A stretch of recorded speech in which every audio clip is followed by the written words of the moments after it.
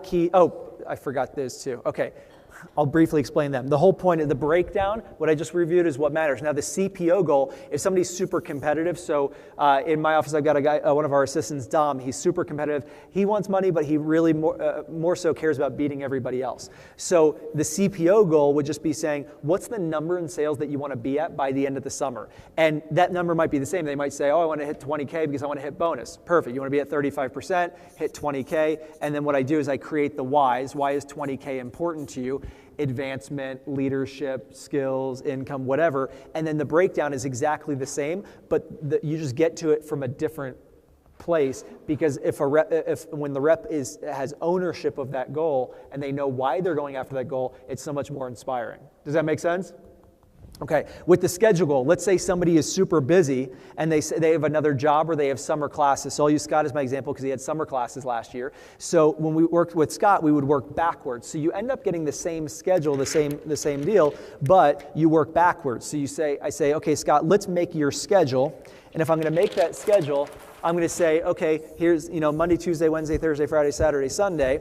Let's put in your class schedule. So you've got class here, you've got class here. Let's say it's just the same times every day. You've got class all these times, Monday through Thursday. You have these 3 days off, good. Then we have to put in study time. So I always put in class time and study time, but I put in more time in their schedule than they feel like they need. How many hours a week do you need to study? Well, probably like an hour a day. Well, let's give you 3 hours a day of studying. So I will put an excessive amount of studying. That way there's never any excuse.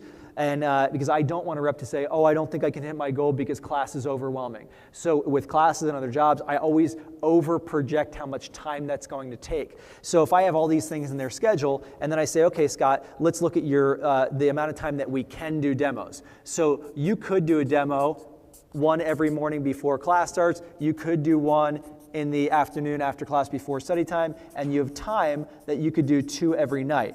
Okay, that's just during the week. Then on Friday, you have room for there's 7 that you could do here, 7 you could do here, and 7 you could do here. And then there's room for 4, 4, 4, and 4. So that's 21, 30, that's 37 demos that you could do even with your class schedule. Now let's put in family time. Let's say that you want to, Saturday afternoon by 4 o'clock is like friend zone where you're just hanging out with family and friends. This is your party time. Okay, so you're going to party on Saturday nights. You're going to sleep in a little bit Sunday morning. Let's say that these 3 days a week you're going to go to the gym.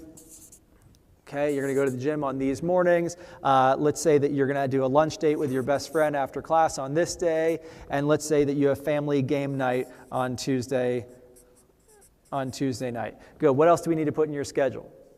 Okay, I know you feel good about that. Let's do another fun night. Let's say Friday night is a fun night too. So you give them plenty of time in their schedule to feel like they're having a great summer. They have all the personal time that they need, class time, family time, study time, and fun time. And then you say, okay, well, how many demos do we have remaining? We still have 4 here. We have 1, 2, 3, 4 that we could do on Sunday. But Sunday night's probably a good phone time, so let's leave that blank for phoning. But you could do 3 demos, legitimately 3 demos on Sunday. You could do 4 on Saturday. You could do, let's block this one out, and let's say, we need some, all the phone time in here. So this is going to be phone time.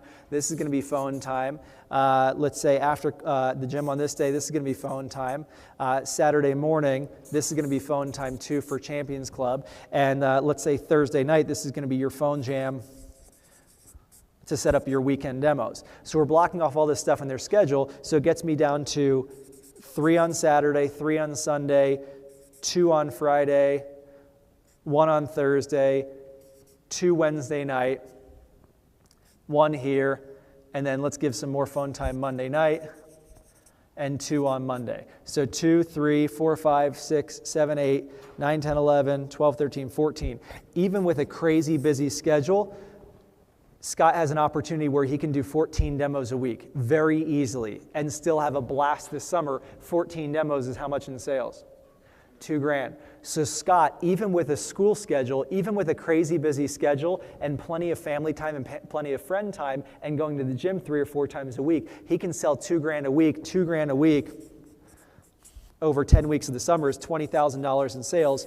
That's $5,000 in income and 35% promotion. So that way you paint the picture of even with a crazy schedule this summer, you could still put yourself in a position to be on the fair and show team next year, an assistant manager, you make $5,000. There's no other job that's going to pay you $5,000 with the crazy schedule that you have, and be able to have the lifestyle and the fun that you're going to have the opportunity to have too.